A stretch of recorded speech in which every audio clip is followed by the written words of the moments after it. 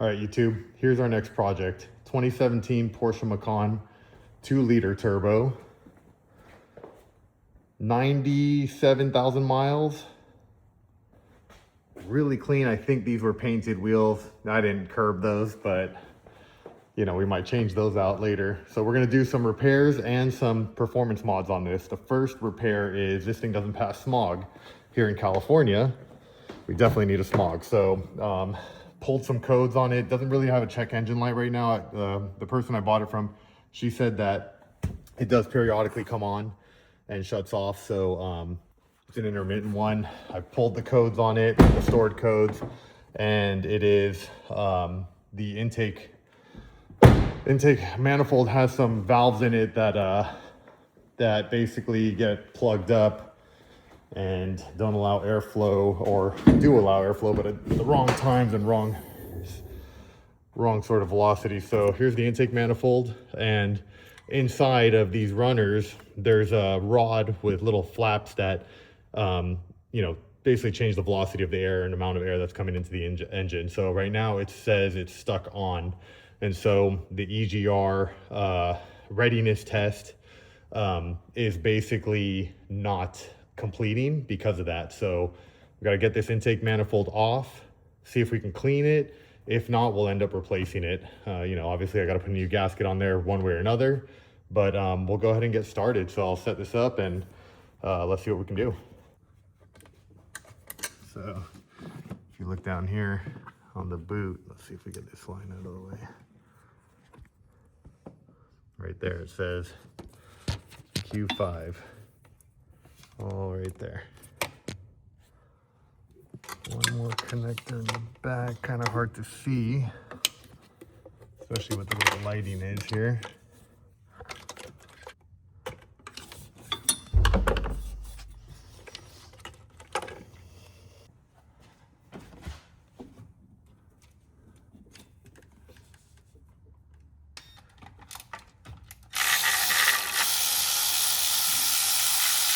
Let's go ahead and loosen them up first, and then we'll grab them with the magnet.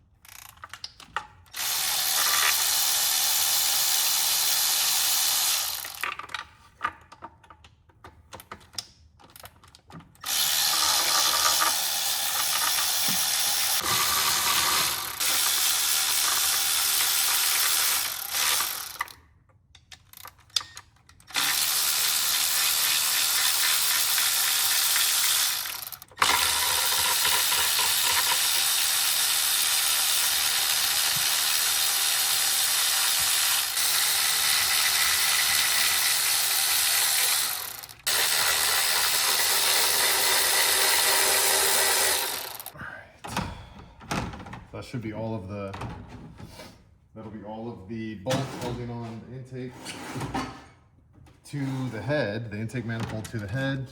Hopefully if we don't miss it, we go, oh, you gotta be kidding me. There it is. Here's 1,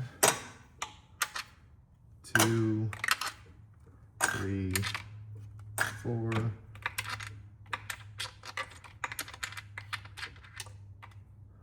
5, 6, 7, 8. There's one down there. Let's see if I can get it when I pull it up.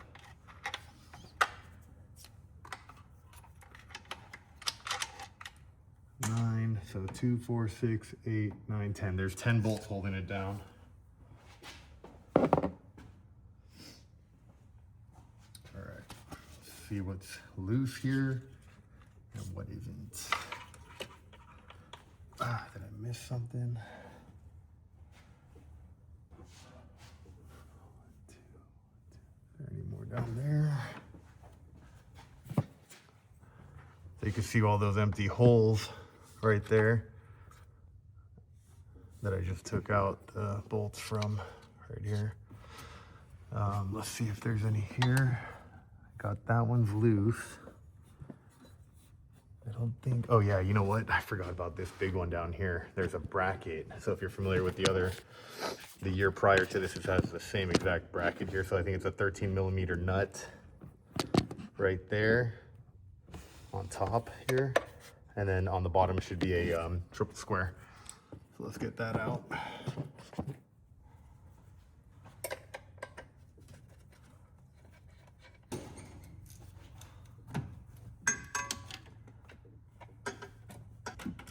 All right, there's one little screw back here on the fuel line that clamps onto the manifold.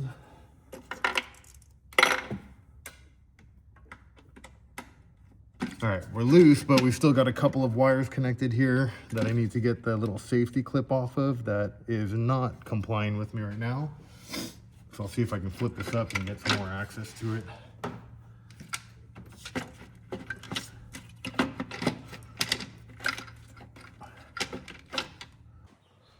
All right, there it is with the intake manifold off. It was a royal pain. That's all I could say about that. These hoses were basically glued onto the little nipple on the intake here on the bottom side. So it was just, you know, just a pain to get off. I'll figure out getting it back together. I mean, putting it back together probably shouldn't be as hard. This would be a great time to do your water pump. It's got great access now. So I think before I put this back on, I might actually tackle that. I'll take a look and see when the last time it was done, but I highly doubt it was done at this point. So, so right now we'll see what the issue actually was. We can look inside the intake here and see if we can see what kind of condition this stuff's in. Doesn't look horrible. The issue that we're having isn't the valves being carboned, gunked up with carbon. The issue we're having is on the actual manifold itself. So the intake manifold itself here, you can see these little flaps. They're stuck open is what the code is. And you can see there's some carbon buildup on it. So there's the little shaft in the middle that you can see inside here. Let me get the lighting. Right there, that connects them all. And it's just not rotating. So, you know, it could be a couple different things. Could be the actual assembly itself. See, it moves. And it's vacuum actuated. So we can actually put a little vacuum to this guy here. We'll disconnect it here and put some vacuum and see if it actually works. So let me go try and hook that up and see if it works. All right, so here I got the vacuum gauge hooked up on these intake runners here. So check it out. We'll just basically create a vacuum and see that those flaps open. And then when I release the pressure, it closes.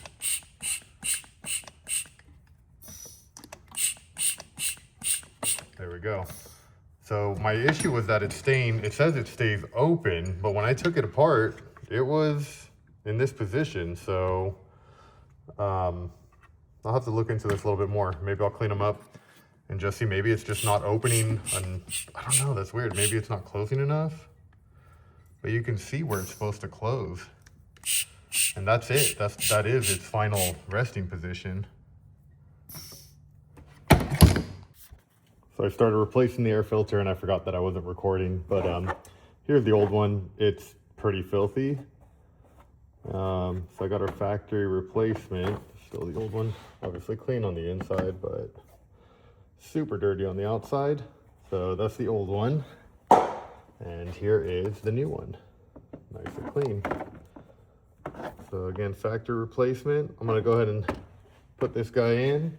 I just replaced the cabin filter as well. That one was probably not changed in a long time. All right, so let's go ahead and put this one in. I'll put this here. A little bit of a sequence here with this. You have to put this little cover on first. So slips on like this. There's a little part right here. You can see this guy, little tab on this cover on the side of the box, fits into the filter right here. I mean, it's like kind of a little placeholder. It's not really a clip or anything. And then this has a rubber seal. The actual filter itself has a little rubber seal that goes on to the cover itself. Slide it on its corresponding section here.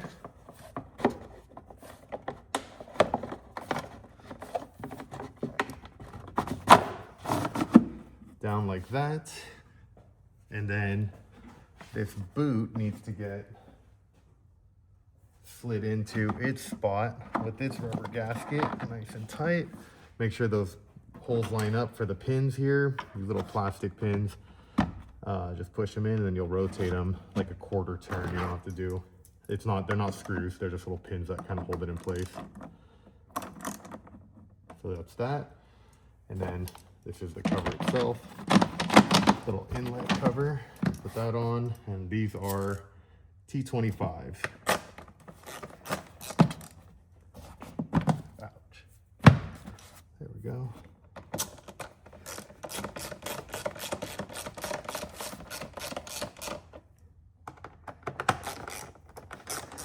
So I'm just waiting on parts for this intake manifold here. I got to figure out exactly what the issue is. I had a code that said the intake was stuck open, the little flaps, but when I removed it, they were not stuck open. They were pretty much in their what's called closed positions. They don't close fully. They just kind of do a 90-degree flap rotation. So it was in its closed position, and then when I operate it here, it's working just fine. So, I put vacuum to it, hook this up, there we go. Got my vacuum hooked up and they're operating fine. So I was expecting those to be just completely stuck in that open position here, like this when I took it off, but it was pretty much in this position right here. And if you can see in the side there is a stopping point. So that is its stopping point. That is closed. That is the closed position. This here, once it has vacuum applied, is open. So from what I can tell, it's functioning properly. I got a few more tests to do on it. I got a couple other things to check out. And then I'll figure out what exactly is going on here. I'm more than likely going to order a water pump just because I think this job's almost impossible without the intake out of the way. And it would be nice to be able to just do it now while everything is open. So I'll look into ordering some of those parts. So the next time you see this, for you, it'll be like a split second, but for me, it'll probably be a few days. All right, guys, it's been a couple days since the last video where I took the intake manifold out. So I did get the new one in. I kind of jumped the gun a little bit on putting, transferring over all of the items from the old manifold. I got kind of excited and didn't record. So here it is right now. You can see here's the old one. This is the old intake. I took off the throttle body and there was a sensor up here, the map sensor, and there was a bracket that holds on some wiring. And you can see that here. So here's the new unit, brand new Porsche Audi part, or VW, whichever you prefer. And this is the sensor on top. This is the throttle body right there.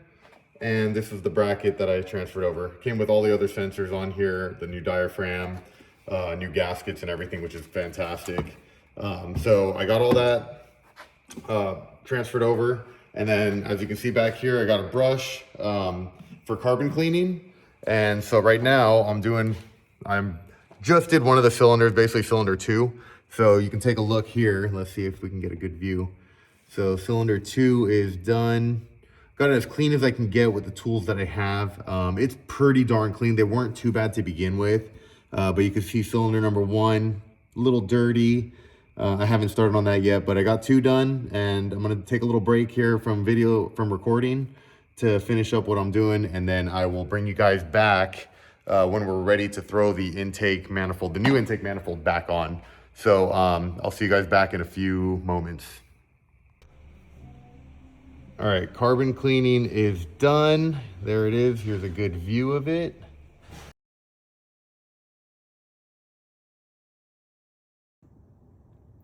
All right, guys, I kind of forgot to record some of this, and plus I was kind of trying to jam through it and get the install done, but this is the brand new intake manifold that I put on. I did the valve cleaning, the carbon cleaning in there, which you just previously saw, and putting this back was very simple. I mean, it was pretty much the reverse of taking it out. One tip is you got to take out that fuel line back here, the hard line, with the 17 millimeter socket. There's only two little banjo looking bolts, not banjo, but they're one of those compression fitting bolts. Take that off and it makes it a heck of a lot easier to put this thing on and get it in place. It's almost impossible without that out.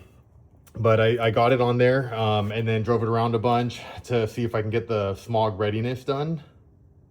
And went to the smog shop. I checked it with my scanner, went to the smog shop, and everything's good. So it passed smog, no problem. Finally got it to a point where I can register it now. And I am, as you can see, I've got some stuff disconnected up here. I got to buy a new cap for the window washer fluid. But we are going to have some future videos to do some performance mods and do some brakes, do some tuning. I'll see if there's some new motor mounts I can get and hit up 034, see if they've got anything, or anything flat six, JHM, see what's available. You can see these headlights are toast right here. They're completely done.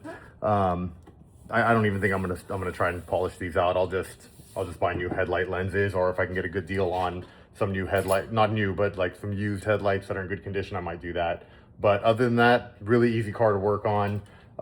It's a 2-liter turbo VW motor, so yeah, it has a Porsche badge on it, but not difficult at all to work on this thing. So stay tuned. I'm gonna have some more videos coming out on this car. If there's anything in particular you want to see, let me know.